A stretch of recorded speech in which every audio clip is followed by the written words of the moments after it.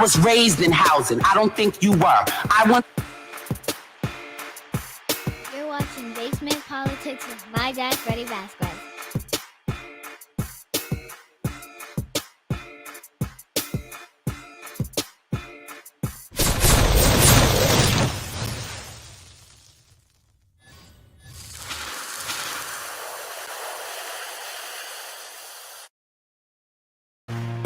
Good afternoon, folks.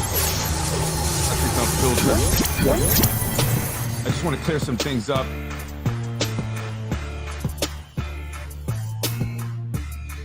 And give a quick update.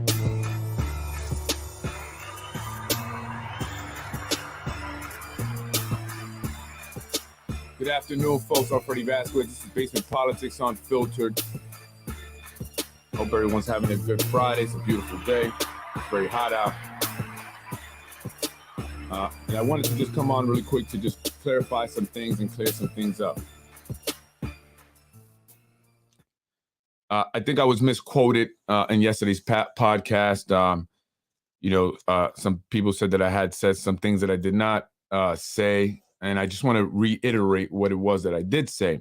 And, going back to the shooting on Morris, I want to just say that, again, the, young man that was murdered on Morris 2 nights ago was a good kid. He was not going out committing crimes, involved in all this crazy gang activity. There are a lot of rumors. People are talking, and that's why I'm on here speaking about it, right? Basement Politics is created to bring transparency, information to the people. And this is something that's being talked about by a lot, especially our young people, a group of individuals that I care greatly about. So, I wanted to speak on it. And when I found out that I knew the family and I knew the boy, it messed me up. And I can't imagine what the family is going through, but I do know that they are devastated. And so when people, call them with, things that were not true, getting them more upset, I think that that's inappropriate. They don't need that right now. The fact is that the boy was a good kid, graduated, and was actually looking forward to going to college. They had just bought him a car because he was doing the right thing.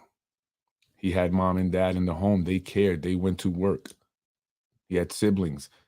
Very well put together family. Again, good people who sometimes are in bad environments. And I said that I knew them. I grew up with them. And I said that sometimes when you grow up in neighborhoods and you grow up with a group of friends or people from your neighborhood and you associate with them, you can be grouped in and labeled. And I was warning young people to be careful, not to accidentally be grouped in because you know people and you know these people to be your friends and they're not bad people, right? But you don't know what others may be involved in. And so the details of this are really not known, at least by the public. A lot of people are talking about gang activity. It might have been a gang initiation. And so I spoke about gangs in general. There is a gang problem here in the city of Yonkers, and it has spilled over into the schools. And so I talk about it because it's important that we discuss these issues in order to address them. And hopefully in the future, we don't see them repeated. And so it's important to discuss. And unfortunately, it's something that's very difficult for the family that's going through it. I saw some of the video from the Yonkers Voice. He did have the family on there. You should edit that, or you should not show them on there in, this most horrible, tragic time for them. You didn't have him on there long. I'm not going to say anything that he did really bad. I'm just saying, and so I saw all the comments that people were making. Nothing negative, but people are talking, and many people adored the kid, adored the family, said it was a good family, and are truly upset about this. Young people are upset about this. And so, not because it's gang or, or just a street thing, but because people are so hurt, that hurt turns to anger, and then they maybe can respond in some way because of it. When you're well loved and you're well liked, people will go to bat for you. Right? They will go to defend your honor. And I'm hearing that there are things being posted that are disrespectful by other young people. And this is what I want to engage our youth about. There's nothing funny about someone dying. especially a young boy. And it's sad that our kids are so desensitized to violence that they think it's funny and they'll make jokes about someone's life being lost. And that's what we see on social media. We see the violence, the videos, the music. And for many young people, it's right there in their homes. And so I spoke in general about gang violence, the youth, in impoverished communities here in Yonkers, my experiences growing up, right? But I never mentioned anything negative about the parents. And that's sad that someone would go out there and repeat that or say that that's what I did, upsetting people. And so I spoke with, individuals to clear that up. And I wanted to reiterate that. He was a good kid. And this is why it upset me, because it was a good kid. And this is sad. And I'm tired of seeing this. I'm tired of seeing our young people, go through things like this, and families go through things like this. Imagine, you can't. Losing a child. And the pictures, by the way, that you see are just general pictures I picked from the internet just to add to the, podcast, but it's not, pictures specifically of that shooting. So I just want to clarify that. But yes, folks, and I just put a post there. Parents, just, if you got a child in high school and stuff, just make sure you know where they are, especially today. If they take public transportation, make sure they come home right away. Again, people are upset about this, and Yonkers is big, but it's not, right? We're the third largest city in the state, but we're very small. We all know each other, or we know someone that knows some, so we have mutual acquaintances. So, people are talking, this is spreading, especially among the young people, and many people are hurt. Some people were being very disrespectful. And so, just don't want anyone being upset about someone being disrespectful and then, maybe taking it upon themselves to react and stuff like that. So, it's a still volatile situation. There's a lot of emotions that are, still obviously they're going to be for a while. And so I send my condolences to the family because they are devastated. This is a horrible thing to have to go through. He was a great kid. He was a good kid. I know the kid. I've seen him grow up. I've seen him from he was 5 years old. Quiet, never disrespectful. Right? He had parents that cared. And this is very upsetting. And this is, and I think about the parents. I do, and I think about them because, again, I've known them for a while now, and I know how much they love their kids. They love their kids. This is horrible, man. And so I hope that, I'm able to, get some things going here. I'm actually want to say this before I get off because I'm going to get out of here. I just wanted to clear that up.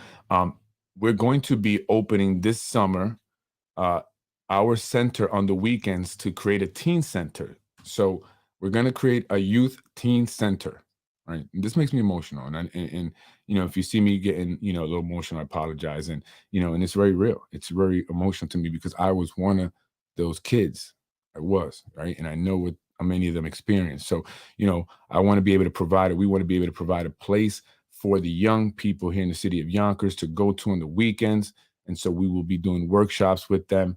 We will be doing academics and social emotional development stuff with them, counseling, just having conversations, just getting to know who are the young people in the community, building a trust with them, giving them a safe place to come. We'll have movies on, we'll have games. And if we can get support, which I'm hoping to work with individuals, maybe members of the community can help support this. We would like to take them on trips, right? At least one trip, get them out of Yonkers, explore more of, their state even, right? And because many of these kids don't leave their neighborhood unless they're being bused to a school across town, like it was the case for me. I didn't leave Buena Vista really unless I got on a school bus. And then I got returned right back after I left school 16. So we want to give kids that experience. So one day I'm going to buy a big piece of land upstate and we're going to create a camp for the parents and youth. That's my wife and I goal. So maybe that'll happen, but we want to do that on the weekend. So parents, we encourage you to stop by. if you have a teenager, you would like them to, maybe come by, we have a lot of positive things there. We have a lot of information. We can guide you to the necessary services if you are in need of some services, right? We'll point you in the right direction if we can't directly help you. But come by, check us out, get to know us, and invite your child, bring your teenager with you. Get to meet me, get to meet my wife, and see what we're going to be doing there. Very transparent, open space, and we're going to get to know kids. That's the goal. Get to know the kids in the community, right? Get to know who they are, what they think about, what they feel, what they love, what they want to do, what excites them. What would they, like to do when they're 30 and 35? What career choice is something that they've been interested in since a kid, right? So we can foster this growth and this positive stuff, in these kids, because so many of them are so talented and have so much potential. And so it's that much more devastating when a kid, a young man who has all that potential, his life is cut short. That hurts. And so this is what we're going to do. And right now we're doing it at our own pocket, our own time. And that's cool. We got to get it going. So it's sponsored by us, the Vasquez family. So if you're interested, if you're a parent, you're interested in coming by and checking us out, seeing what we're going to be doing there on the weekend. If your child needs some academic support, career guidance, college information, and want to know stuff. We also want to do college visits, so that's one of the trips that we will be doing. Taking kids, going to visit different colleges, letting them know what it's like to be in a university, and you go in your dorm and stuff like that, and you're away from home, and going to the cafeteria, and they have all this food that you get to pick because it's all part of your tuition, right? So we want them to experience that. These are things that will open their eyes up to some new things that they just didn't know really existed, and maybe sometimes feel is out of their reach. We want to say it's attainable, right? If I did it, you could do it. There's no excuse. If I was able to go to college, get my master's, and start a business, then anyone can do it. All right, anybody can do it. And you just have to have the right tools, the right information, and the right support. Right. So parents, again, if you're interested in that, your child needs some academic support, is, interested in certain careers, right? I want to talk to kids. I'm gonna have people like plumbers, electricians come in, lawyers, right? Maybe you can get some doctors to come in and talk about their career, business owners, right? We'll do workshops. We'll talk about financial literacy. That's very important. Opening up a checking account, a savings account, the importance of managing your money. So maybe if they decide to become elected officials one day here in the city of Yonkers, they'll do a much better job with the budget, right? So we want to talk to them about all these positive things, but first we want to get to know them, build a relationship with them, because that's important. Kids are not always willing to talk to everybody unless they feel comfortable with you and they feel like you genuinely care about them and you have their best interests at heart. And so that's important. You're not going to be able to make any change with a kid unless they feel that they can trust you. You are genuinely there for them. And again, I'm not knocking nobody, any other organization programs. I know they're out there. But we have a unique understanding from many years of experience. Even myself, I've worked with kids in school settings and, nonprofit organizations like Family Services of Westchester, right? And these kids will see me to this day. They still say hello to me because of the impact that I made, not just changing their life, but just in the time that I spent with them, having a conversation and just listening, right? They just want to be heard, and they want to feel like you're listening and you care, and they want you to ask questions. Ain't that something? So that's what we want to do. So come check us out. We're at 105 Lockwood, Little Prodigies, or the Daycare Center, UPK. But we're going to be doing the, I don't know, Big Prodigies. We haven't come up with a name yet. The Prodigies Weekend Center for Teens, so they could come on. This is something that my wife has always done everywhere she's worked at. She's always opened up her office for kids, and it gets filled up quickly because a lot of kids just like to go in and have a safe space, somewhere they can talk about what's going on, where they're not going to feel judged. They're not going to be penalized. There's no punitive, actions being taken on them for saying things. Maybe they might curse. Okay, don't curse, but we're not going to go crazy, right? Or if they did something maybe they wasn't supposed to, it's okay, let's talk about it, because we all make mistakes, right? We make mistakes to learn from those mistakes. That's the great thing about mistakes. You can learn from it and you don't have to make it again. right? So it's okay. We welcome you with open arms. We're hoping that we can get a lot of kids in there, and then maybe we'll get some support and we could do it on a bigger level and just see the impact we're going to make. I promise you that, right? Because that's the goal for me. It's not, I want to get all this money. No, I want to get all this. I want to get all these results. I want to see all these kids doing well. Because again, you got kids that graduate, right? And the graduation rate is great. That's all fine and dandy. But what's the next step after that? Life doesn't end after you graduate from high school. In fact, life only begins after you graduate from high school. So are we preparing our kids for that? And that's what I want to do, right? Just like me, I didn't know what college I was going to go to. I didn't know what the hell I was going to do. I remember the first year and I was enrolling and they asked you, what's your major? What do you want to major in? I don't know. I said, film. I just picked film. And from film, I went to, I don't know what. And I ended up in business, right? So that was good for me, which you technically don't need a degree to start a business and become a successful business owner. But for folks who may not have someone there to guide them and teach them things, there's some people that have family who own businesses and they'll work in these businesses from a young kid and they learn the ins and out of a business. So that's great experience, right? And I do that with my kids now. Whenever we're doing our businesses and stuff, I involve them. But I didn't have that. So going to college gave me a lot of the fundamentals that I, now put into action today, right? But you don't necessarily need a degree to be a successful business owner. You don't need a degree to be successful. You need a plan, a real plan, right? A rational plan, okay? I get it. Some people want to be, actors and singers and rappers and stuff like that. And that's cool, not saying don't give your dream, everything you got. But the reality is that many people do not, end up being famous, rich, and, a celebrity or a big sports star. So you want to have a realistic goal, work on it. The difference between people who make it and people who don't are the ones that work on their goals and reach their goals. And the others just talk about it and talk about it and talk about it and talk about it.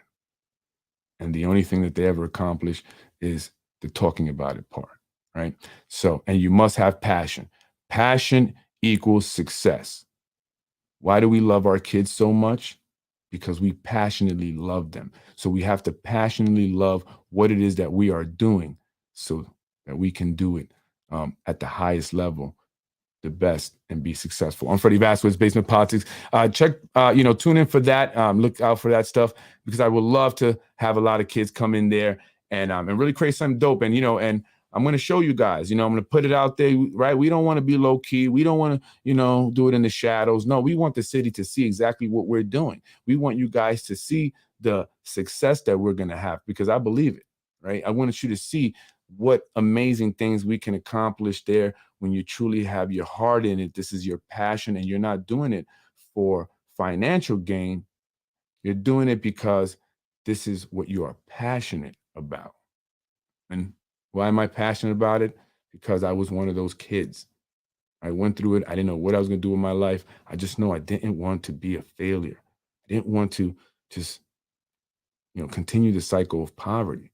I didn't want to be on welfare as an adult. And I'm not judging. I'm not saying anything negative about people. I'm just saying this is not what I wanted for myself. I didn't want to end up in jail. I didn't want to end up dead. I didn't want to get a girl pregnant because my mother said she would kick me out the house and keep the baby. And I didn't want to be homeless. These things, put fear in me. But it also gave me anxiety because I didn't know how to not do that stuff, right? It's easy to do that stuff, but how do you not do that stuff? That's the hard part. And that's what we want to help kids with. I'm Freddie Vasquez. Have a beautiful weekend. I'll be on tonight. Check this out.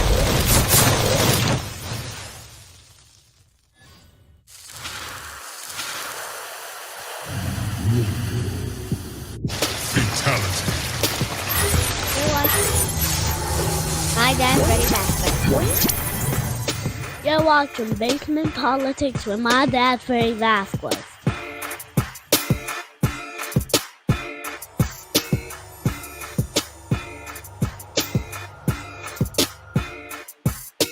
Freddie wins. Fatality. Thank you for watching Basement Politics with my husband, Freddie Vasquez. Freddie wins. Fatality.